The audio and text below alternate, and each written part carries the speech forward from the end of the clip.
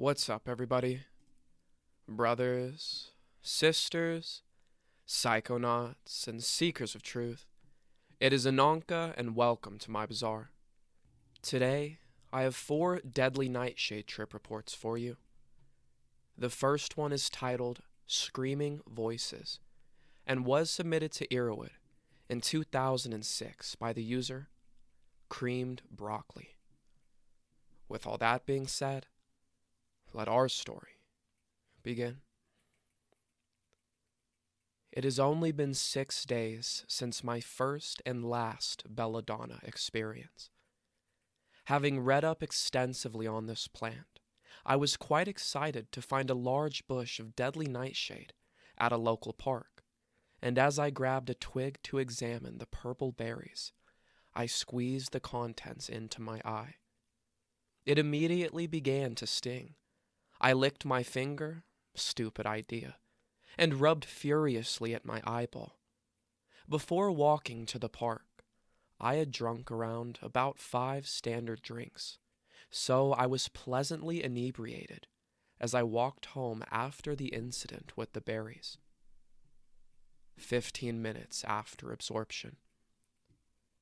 As I walked home, I began to feel very, very drunk. My head felt extremely heavy, and I was stumbling quite badly. However, I continued to drink when I got home. 30 minutes after absorption. My head is now extremely heavy. I feel drunker than I've ever been before. Hallucinating very badly, I saw myself, my own body, and walked around myself and screamed. I kicked at myself, which was actually a wall, and then became disinterested as my phone was ringing. I answered, and it was my friend. I told him via lots of screaming that I had eaten magic mushrooms and I felt funny. Then another friend rang and I felt out of control, and I told her I had taken heroin. 50 minutes after absorption. A dog ran out in front of me. It was my old dog, which had long since passed away. For some reason, I thought this was real. It seemed so real. My head was full of static noise as I followed my dead dog down to the park where I had originally taken the deadly nightshade into my eye. As I walked, my legs would fall out from under me, causing me to go crashing into the road, but my dog would always wait for me. Approximately an hour and a half after absorption. When I reached the park, I was hallucinating widely, although it still seemed normal. I've taken lots of hallucinogens, LSD, mescaline, DMT, etc., quite a few times, but these visions were nothing like them. For one, they were a change of the entire scenery, and to me they seemed real. There was lightning all around me. The sky was ripped apart and clouds sweeping by quickly. They were tinged with red. All around me, it's 8 p.m. The normally deserted park is filled with people. Horribly gray shadows with black holes for eyes. There are thousands of them. The trees are dripping with blood, and the ground is littered with body parts. These people are laughing at me, but I can only hear them in my head. They scream at me, horrible things about the universe coming to an end. I remember grabbing my head and screaming. Approximately 2 hours after absorption. This account is from my friends who found me. At this point, I no longer have a recollection of what happened. I was found at the park, screaming in some unknown language at the top of my voice. I was deliberately hurling myself towards the ground, into trees and walls, and attempting to throw myself into the river. They called the ambulance, who then called the cops. They spent at least half an hour trying to settle me down, but I was too confused and violent.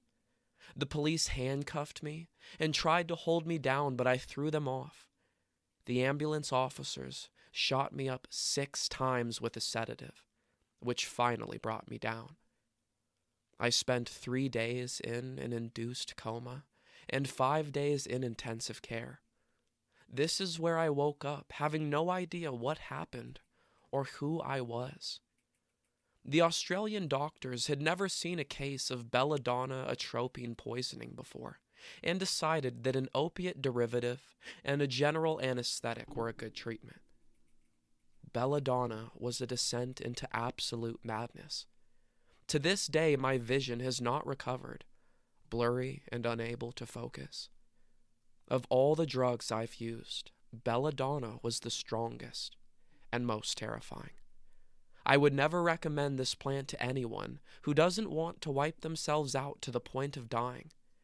It wasn't trippy, enlightening, or fun. It was the most horrific experience I have ever had before.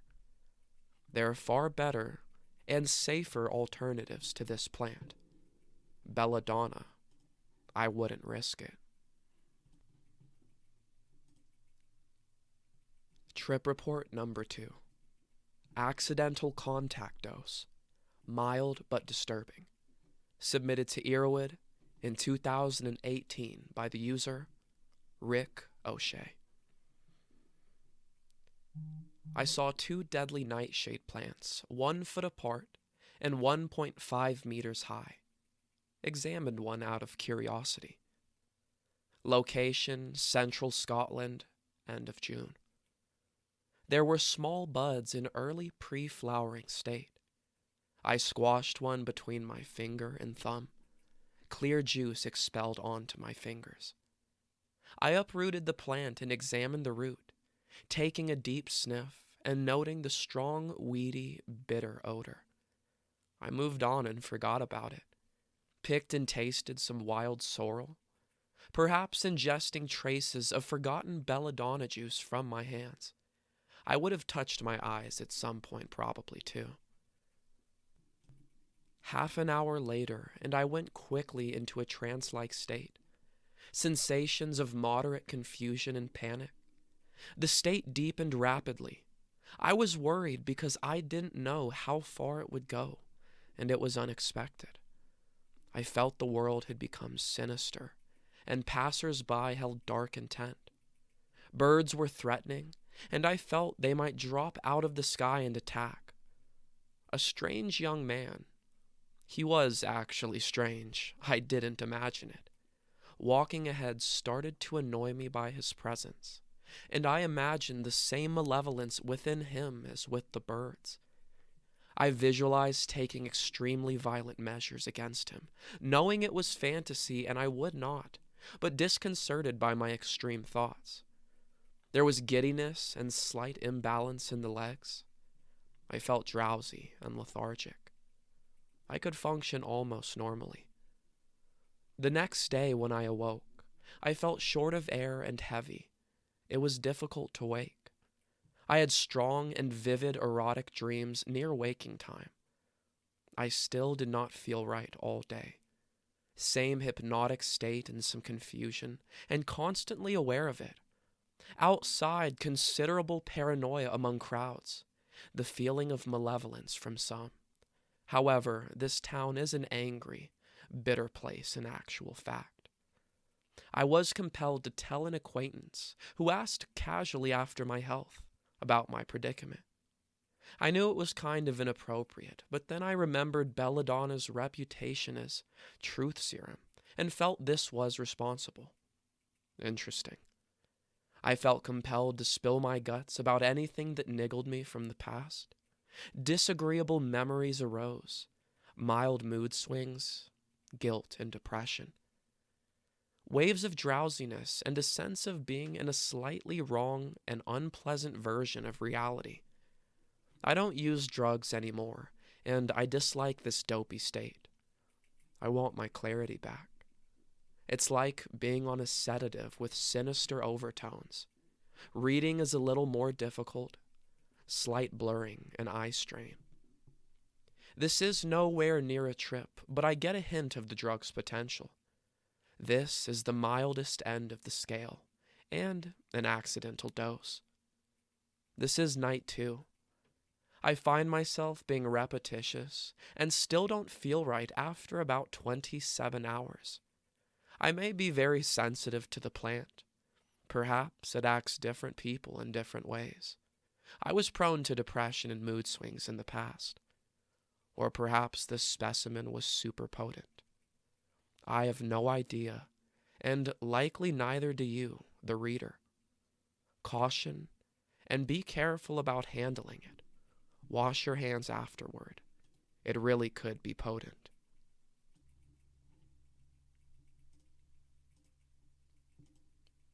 Trip report number 3. Halloween party gone awry. Submitted in 2003 by Anonymous. I must say that after I found out what fucked me up, I got pissed. I cut off my ties to that sick prankster. My quote-unquote friend was throwing a Halloween party. He said costume only, don't worry about drugs, alcohol, etc. My girlfriend already felt threatened by me going without her, since she had work that night. The house was only lit up by black lights. We smoked a little bit of chronic weed to shake off the edge of a bad day. About 30 minutes later, we all grabbed a cup and scooped up some cold tea from the punch bowl. I cannot remember if it was 15 minutes later or 45 minutes later, but I ran to the toilet and puked my guts out. As soon as I felt the dry heaves fading, the floor was crawling. I heard many whispers, static voices, and faint screams. I opened the bathroom door and no one was there. I remembered everyone was outside in the backyard partying. When I got out back, everyone who was there either were laying in a comatose daze or were in small groups talking as if they were on helium. Laughter and crying erupted at the same time. I was in control. After messing with PCP, LSD, ecstasy, DMT, and various hallucinogens, I only felt like I was going to get sick again. Sure enough, I puked all the water I downed an hour later. Some girl who also lived here felt sorry for me and took me to her room.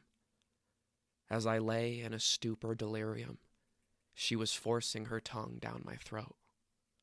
I was too weak to push her off. I couldn't feel her giving me head. I couldn't tell if I was erect or not, but felt a cold, tingling sensation when she sucked harder. She wiped her mouth off and asked if I liked the Nightshade. I was so fucked up on. Her eyes looked transparent and geometrical.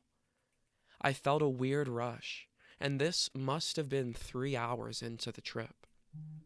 I lost memory after that, but vividly remember puking constantly at 7 a.m. somewhere downtown and having a hell of a time finding my car. I rested the entire day and felt like I was going to die. I don't think it was cool not telling the guests what they were on. My experience was mixed. The aftermath isn't worth discussing. I lost a girlfriend over it. I also lost my memory over it.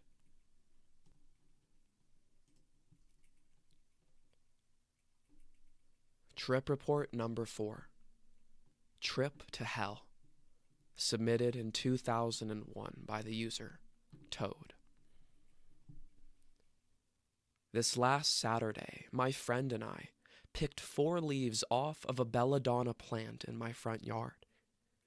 We boiled this in a pot of boiling water and made 2 water bottles full, one for each of us.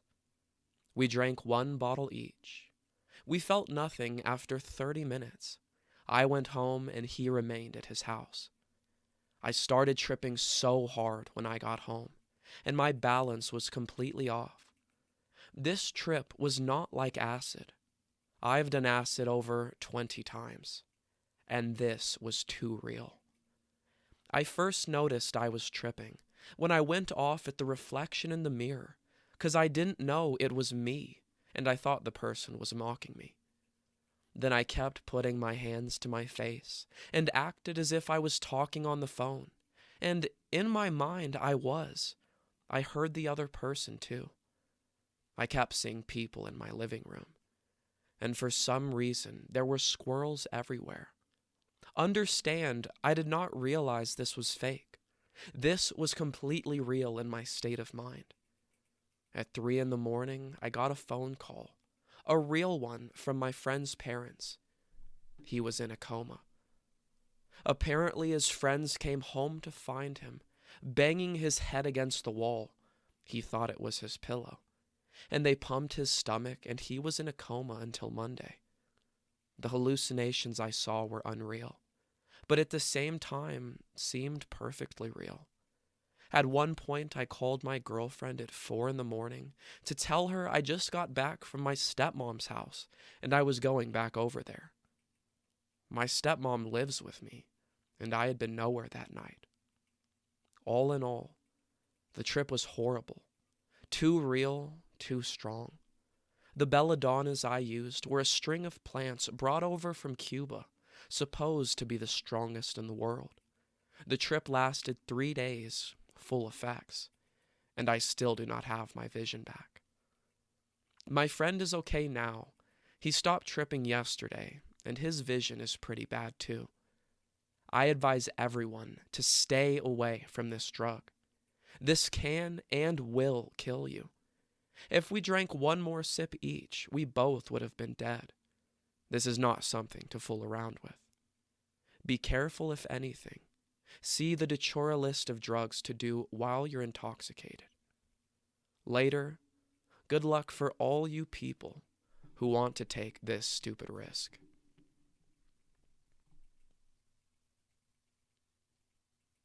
All right, everyone. That is the end of our stories.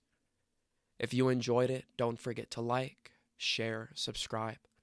Share with us your Belladonna experiences down in the comments below. Check out the other videos and playlists on my channel, and I will see you in the next one, fam. Deuces.